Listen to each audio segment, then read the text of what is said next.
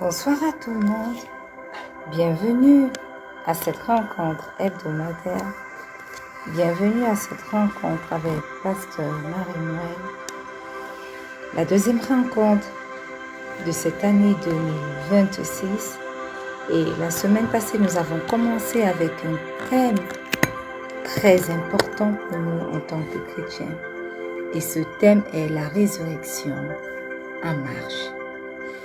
Bien-aimés, beaucoup de chrétiens pensent que la résurrection est un détail doctrinal. Beaucoup lisent simplement la résurrection sans bien comprendre ce que c'est. Mais la semaine passée, par la vertu du Saint-Esprit, nous avons appris et nous avons compris que la résurrection est le fondement même de notre foi. Parce que si Christ n'est pas ressuscité, notre foi n'a aucun sens. Alléluia. Et aujourd'hui, nous allons faire un pas de plus. Ce fondement qu'est la résurrection devient aujourd'hui une puissance qui agit dans nos vies maintenant. Alléluia. Père éternel, nous te rendons grâce pour cette rencontre que toi tu as rendue possible ce soir encore. Merci pour le thème merveilleux autour duquel tu veux nous entretenir ce soir encore. Tu as commencé quelque chose de merveilleux la semaine passée et ce soir tu veux poursuivre avec nous. Nous te rendons grâce pour cette rencontre. Nous te rendons grâce pour ce rendez-vous spirituel. Nous te rendons grâce parce que nous savons, Père, que là où toi tu es présent, les choses se sont transformées.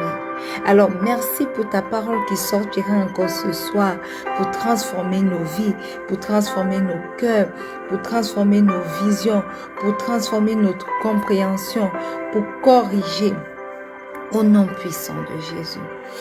Merveilleux Saint-Esprit, nous reconnaissons que sans toi rien n'est possible. Et alors sans toi, la rencontre de ce soir est impossible. Ou alors est vaine. Voilà pourquoi nous t'appelons, nous t'invoquons, nous te demandons de descendre et de venir prendre la première place durant cette rencontre. Prends la première place et toi-même enseigne à tes enfants ce soir. Que je sois, Éternel, simplement l'instrument que tu utiliseras. Que ma chair se taise et que l'esprit en moi grandisse pour se manifester. Et que, Éternel, ta parole sorte pour atteindre le but pour lequel elle a été disposée ce soir. Qu'elle touche des cœurs, qu'elle transforme des vies avant de retourner à toi au nom puissant de Jésus. Alléluia. Bien-aimés, comme je l'ai dit au tout début, nous parlons de la résurrection. Et ce soir, nous allons parler de la résurrection qui est une puissance qui agit aujourd'hui encore. Mes frères et sœurs, comme je l'ai dit, beaucoup croient sincèrement à la résurrection, mais vivent la résurrection comme une vérité du passé ou alors comme une promesse pour l'au-delà. Pourtant, la Bible affirme que la résurrection est une réalité présente. La résurrection est une réalité active. La résurrection est une réalité qui opère encore aujourd'hui dans la vie du croyant. Et Romains 8, le verset 11 nous dit « Et si l'esprit de celui qui a ressuscité Jésus d'entre les morts habite en vous, celui qui a ressuscité Christ d'entre les morts rendra aussi la vie à vos corps mortels par son esprit qui habite en vous. » Alléluia. Mes frères, mes sœurs, ce verset ne parle pas seulement du ciel, non. Ce verset parle également de l'esprit qui habite en nous aujourd'hui. Alléluia. Alors, la question n'est pas si Dieu peut encore agir, mais la question est, croyons-nous qu'il agit encore maintenant? Et ce soir, nous allons tenter de répondre à cette question en 4 parties. Alléluia. Et la première partie, c'est que la résurrection agit dans les impasses humaines. Bien-aimé, 2 Rois 4, verset 1 dit: Une femme d'entre les femmes des fils des prophètes cria à Élisée en disant: Ton serviteur, mon mari, est mort, et tu sais que ton serviteur craignait l'Éternel. Or, le créancier est venu pour prendre mes 2 enfants et en faire ses esclaves. Bien-aimés, lorsque nous lisons ce verset de la Bible, nous commençons à comprendre que la résurrection se manifeste d'abord là où les solutions humaines sont épuisées. Voyez-vous, pour cette femme-là, d'entre les femmes des fils des prophètes, telles que la Bible décrit, le mari était mort. Les dettes étaient présentes. Les enfants même qu'elle a enfantés, qui lui restaient, étaient menacés. Leur vie était menacée parce qu'on voulait les amener comme des esclaves. Mais Dieu a intervenu à ce moment précis dans la vie de cette femme. Et de la même façon que Dieu a intervenu dans la vie de cette femme, laissez-moi vous dire que le Seigneur notre Dieu intervient encore aujourd'hui, là où l'homme n'a plus rien. Alléluia. Lorsque nous prenons l'exemple de cette femme, nous voyons que le Seigneur n'a pas créé une solution spectaculaire pour la sortie de la situation qu'elle traversait. Il a transformé le peu qu'elle avait pour pouvoir apporter une solution à ces différents problèmes. Alléluia. Le Seigneur a apporté la solution aux dettes dont elle faisait face, afin que là où la mort avait déjà sévi, la vie revienne. Là où la vie des enfants était menacée de mort d'une certaine façon, parce que quand on prend quelqu'un pour l'amener en esclavage, qu'est-ce qui te garantit que cette personne reviendra vivante? Mais quand Dieu a pourvu financièrement, elle a pu payer les dettes et la vie des enfants a été sauve. Alléluia. Et c'est là même la logique de la résurrection. Dans la logique de la résurrection, mes frères, mes sœurs, Dieu fait surgir la vie là où tout semblait mort.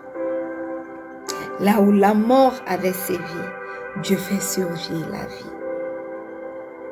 Peut-être que ce soir, quelqu'un est dans une impasse. Cela peut être une impasse familiale. Cela peut être une impasse financière. Cela peut être une impasse même spirituelle. Laissez-moi vous dire que la résurrection nous apprend ceci. Le Seigneur commence souvent à agir. Là où nous pensions que tout était achevé. Là où nous pensions que tout était fini. Alléluia. Mais la résurrection, mes frères, mes sœurs, ne touche pas seulement les situations ou les circonstances que nous traversons. La résurrection touche également les personnes que l'on croit perdues. Et je m'en vais vous lire pour cette deuxième partie, Jean 5, le verset 5. Il est écrit: il y avait là un homme malade depuis 38 ans. Bien-aimé, un homme qui a fait 38 ans d'attente, 38 ans d'habitude, 38 ans de résignation, 38 ans de déception. Mais un jour, le Seigneur Jésus l'a rencontré. Le Seigneur Jésus ne lui a pas expliqué ce qu'est la théologie de la résurrection, non. Le Seigneur Jésus lui a parlé et la vie a commencé à se mettre en mouvement dans sa vie. Alléluia. Aujourd'hui encore, nous sommes atteints de beaucoup de paralysie. Et la paralysie dont la Bible nous parle aujourd'hui n'est pas que physique. Cette paralysie peut être la peur. Elle peut être sous forme de doute, les incrédulités. La paralysie peut être la culpabilité. La paralysie peut être le découragement. La paralysie peut être la lassitude spirituelle. Mais une seule parole du Seigneur Jésus peut remettre quelqu'un debout. Une seule parole du Seigneur Jésus est capable de ramener la vie sur des membres paralysés, sur une vie paralysée. Alléluia. Amen. Et ceci nous renvoie encore à l'action de la résurrection. Est-ce que vous pouvez comprendre maintenant que la résurrection n'est pas un mythe du passé? Est-ce que nous sommes en train de comprendre maintenant que la résurrection continue à agir dans nos vies aujourd'hui encore? Alléluia. Laisse-moi te dire, mon frère, ma soeur, que ton histoire n'est pas figée. La résurrection nous rappelle ce soir que ce qui semble immobile dans ta vie peut être remis en mouvement encore. Alléluia. Et cette œuvre de relèvement qu'apporte la résurrection dans nos vies ne s'arrête pas qu'aux individus. Non. Elle touche aussi le peuple de Dieu dans son ensemble. Et cela me fait chuter au troisième point ce soir, qui est que la résurrection relève aussi les communautés. Nous avons vu premièrement, pour un bref récapitulatif, que la résurrection agit dans les impasses humaines. Lorsque nous croyons que tout est fini, la puissance de la résurrection vient et agit. Nous avons vu deuxièmement que la résurrection relève les vies paralysées. Et maintenant, nous voyons comment la résurrection relève aussi les communautés. Laissez-moi vous lire Néhémie le chapitre 3, le verset 13. Il est écrit: Shallum, fils de Col-Osé, chef de la moitié du district de Jérusalem, travailla avec ses filles à la réparation de la porte de la vallée. Alléluia. Ceci semble être un détail discret qu'on trouve dans la Bible, n'est-ce pas? Mais ce détail est puissant. Et comme j'ai l'habitude de le dire, il n'y a rien qui ne soit à sa place dans la Bible. Tout mot, toute phrase à sa place. Alléluia. Et ici, il s'agissait de la reconstruction de la muraille de Jérusalem. Alléluia. Et laissez-moi vous dire, mes frères, mes sœurs, que la reconstruction est le signe d'une résurrection collective. Alléluia. Dieu ici relève encore aujourd'hui. Dieu est capable de relever encore aujourd'hui, tout comme il a relevé une ville ruinée. Il a rebâti pierre après pierre. Et aujourd'hui encore, il relève des églises fatiguées. Aujourd'hui encore, le Seigneur relève des relations brisées. Aujourd'hui encore, le Seigneur relève des communautés découragées. Alléluia.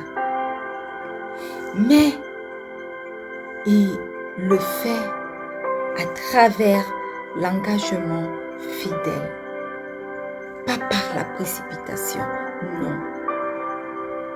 Alors j'aimerais que tu comprennes ce soir, toi qui es connecté à cette rencontre, que marcher dans la résurrection, c'est accepter de reconstruire patiemment.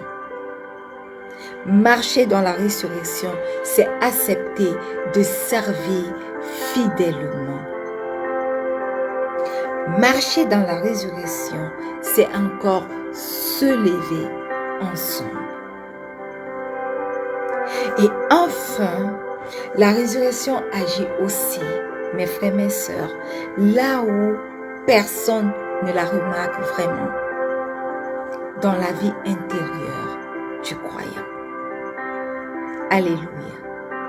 Cela me fait chuter au quatrième et au dernier point de ce soir, c'est que la résurrection agit comme une force intérieure quotidienne dans la vie du croyant. Laissez-moi vous lire Colossiens 4, le verset 12. Il est écrit: Épaphrase qui est des vôtres vous salue, serviteur de Jésus-Christ.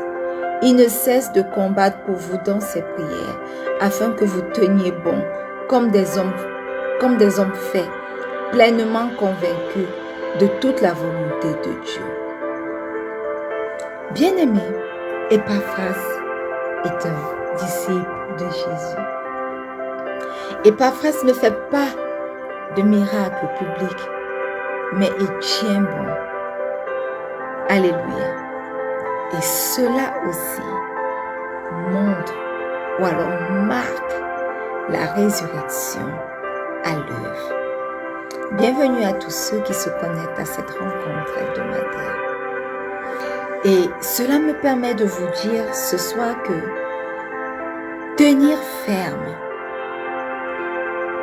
persévérer, grandir, rester fidèle sont des signes clairs de la vie du ressuscité en nous. Si le ressuscité ne vivait pas en nous, alors il aurait été difficile pour nous de tenir ferme. Il aurait été difficile pour nous de persévérer, même lorsque toutes les voix dans ce monde nous demandent de nous arrêter. Il n'aurait pas été possible pour nous de grandir dans la foi. Alors, j'aimerais que quelqu'un comprenne ce soir que la résurrection n'est pas seulement spectaculaire, non. Elle se manifeste dans la constance. Elle se manifeste dans la maturité. Elle se manifeste encore dans la fidélité quotidienne. Alors, frères et sœurs, la résurrection agit aujourd'hui encore dans nos vies. La résurrection agit dans les impasses. La résurrection agit dans les vies brisées. La résurrection agit dans les communautés. La résurrection agit dans les profondeurs intérieures du croyant. Alléluia. Alors, l'enjeu est clair pour nous, serviteurs de Dieu. Nous ne devons pas réduire la résurrection à une vérité confessée. Non. Nous devons plutôt vivre la résurrection comme une réalité active. Voilà pourquoi Jean 11, verset 25 nous dit: Je suis la résurrection et la vie. Celui qui croit en moi, vivra quand même il serait mort. Alléluia. Bien-aimé, si tu es connecté ce soir, j'aimerais t'inviter à faire cette prière simplement après moi. Répète-la, pas comme quelque chose qu'on t'a demandé de répéter, non, mais fais de cette prière ta prière. Alors répète après moi ce soir. Seigneur Jésus, ce soir, je viens à toi tel que je suis. Je reconnais que je suis un pauvre pécheur et qu'à cause de mon péché, tu es mort sur la croix de Golgotha. Tu es descendu aux enfers et le troisième jour, tu es ressuscité des morts. Alors, Christ ressuscité, ce soir, je fais de toi mon Seigneur et mon Sauveur personnel. Viens et sois mon maître. Viens et agis dans ma vie. Viens et viens habiter mon corps qui est devenu dès ce soir ton tombe. Forme-toi en moi, du sommet de ma tête à la plante de mes pieds. Manifeste-toi. Manifeste-toi. Et merveilleux Saint-Esprit, ce soir, remplis-nous de ta plénitude. Instruis-nous et prépare-nous pour l'enlèvement de l'Église. Seigneur Jésus, écris mon nom dans le livre de vie, afin qu'un jour, je sois au paradis avec toi. Au nom puissant de Jésus-Christ. Amen. Bien-aimé, si tu as fait cette prière, laisse-moi te dire que tu es simplement né de nouveau. Ou alors, si tu étais déjà né de nouveau, tu as simplement redédié ta vie à Christ. Nous sommes arrivés presque au thème de cette rencontre, mais avant de la clôturer, j'aimerais vous faire une brève présentation du ministère Rencontre avec Pasteur Marie-Noël. Alors, le ministère Rencontre avec Pasteur Marie-Noël a pour vocation de bâtir la foi d'une multitude, maintenant et pour toujours. Et pour ce faire, nous partageons plusieurs rendez-vous spirituels chaque semaine. Et le premier rendez-vous spirituel est cette rencontre avec Pasteur Marie-Noël, qui est notre moment d'enseignement biblique de 30 minutes chaque vendredi, avec des replays les lundis et les jeudis à 19h00 GMT+1. Le prochain rendez-vous spirituel est au pied de la croix, qui est notre temps de prière matinale en ligne du lundi au vendredi, chaque 4h30 GMT+1. Alléluia. Et nous avons une prière de clôture de la semaine le dimanche que nous postons. Et de la rubrique au pied de la croix viennent deux autres rubriques tout aussi importantes qui sont le verset de la semaine qui nous oriente sur notre marche spirituelle et la rubrique déclare avec moi qui est une déclaration forte que nous faisons chaque début de semaine pour imprégner cette semaine-là de foi et de puissance. Puis nous avons la rubrique A Through the Bible qui nous invite à lire, à méditer et à écouter la parole de Dieu au quotidien. Et dans le cadre de cette rubrique, la lecture est publiée chaque jour sur notre page et sur notre groupe Facebook Rencontre avec Pasteur Marie-Noël. et elle est disponible aussi bien en version audio qu'en version numérique.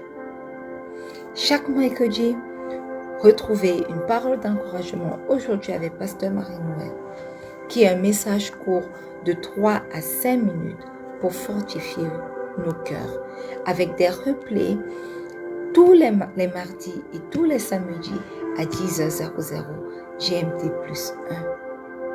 Puis nous avons également la rubrique Rechercher la face de Dieu qui propose une citation chrétienne inspirante accompagnée d'un verset biblique et qui est approfondie sur notre site web en article,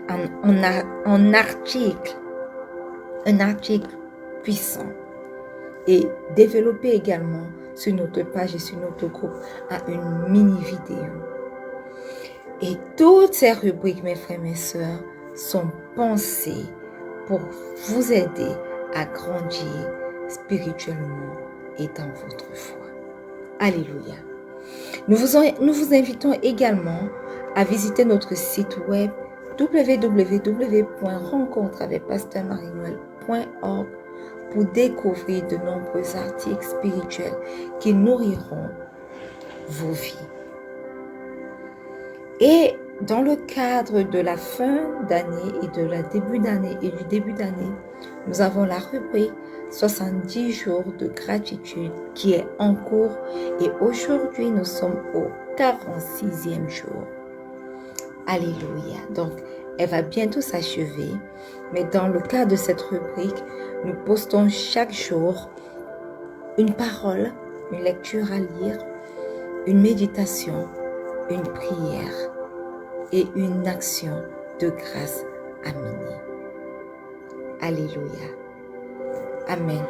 Enfin, nous avons récemment lancé le groupe de prière pour femmes, Lever pour vaincre, qui est un espace dédié à encourager et à soutenir les femmes dans leur vie familiale, dans leur vie personnelle et également dans leur vie spirituelle. Et toutes ces rubriques sont créées pour nous accompagner au quotidien dans notre cheminement avec Dieu. Et par la vertu du Saint-Esprit, nous allons développer encore beaucoup d'autres rubriques. Alors, n'hésitez pas à nous rejoindre sur nos différentes plateformes pour qu'ensemble, nous puissions grandir spirituellement. Alléluia. Amen. Un instant, je cherche un verset biblique pour la prière finale que nous allons faire. Alléluia. Alors, je ne vais pas vous quitter sans avoir prié pour vous. Alléluia. Alors, vous allez étendre vos mains vers moi, tandis que j'étends mes mains vers vous. Et ensemble, nous allons faire cette prière. Seigneur Jésus, toi qui es la résurrection et la vie, nous recevons ce soir une vie nouvelle à travers la résurrection. Relève en nous ce qui était fatigué, restaure en nous ce qui était brisé et apprends-nous, Seigneur Jésus, à marcher chaque jour comme des ressuscités au nom puissant de Jésus. Et ta parole dit dans Nombre 6, du verset 24 au verset 26, que l'Éternel te bénisse et te garde. L'Éternel fasse luire sa face sur toi et t'accorde sa grâce. L'Éternel tourne sa face vers toi et te donne la paix. Alléluia. Au nom puissant de Jésus-Christ, que l'Éternel vous bénisse et vous garde jusqu'au dernier jour de cette année 2026, au nom puissant de Jésus. Que sa face luise sur vous, sur vos familles, sur vos projets et sur votre avenir au nom puissant de Jésus. Que sa grâce vous accompagne dans chaque transition et que sa paix repose sur vous en entrant dans votre nouvelle saison Au nom puissant de Jésus. Allez dans la paix du Christ et marchez durant cette semaine, ce week-end, jusqu'à notre prochaine rencontre, comme un peuple vivant par la puissance de la résurrection. Au nom puissant de Jésus. Alléluia. Amen. Bien-aimés, nous sommes arrivés au thème de cette rencontre hebdomadaire. Nous sommes heureux d'avoir cheminé encore durant ces 30 minutes avec vous. Bien-aimés, comme j'ai coutume de le dire, je vous aime. Mais le Seigneur Jésus vous aime encore plus. Mais n'oubliez pas de travailler ou alors de cultiver votre communion avec Dieu. C'est un travail quotidien que nous devons faire à travers la lecture et la méditation de la parole, à travers la prière. Et si vous n'avez pas une bonne église où vous devez communier, commencez à chercher une église où vous devez communier, parce que la communion fraternelle est très très importante. Alors je vais m'arrêter là ce soir et vous donner rendez-vous la semaine prochaine. Pour vous qui arrivez quand nous sommes en train de clôturer, c'est pas grave. Les replays sont disponibles sur toutes nos différentes plateformes les lundis et les jeudis. Mais vous pouvez également vous-même repartir à d'autres dates et regarder. Alléluia. N'oubliez pas que le Seigneur Jésus vous aime encore plus.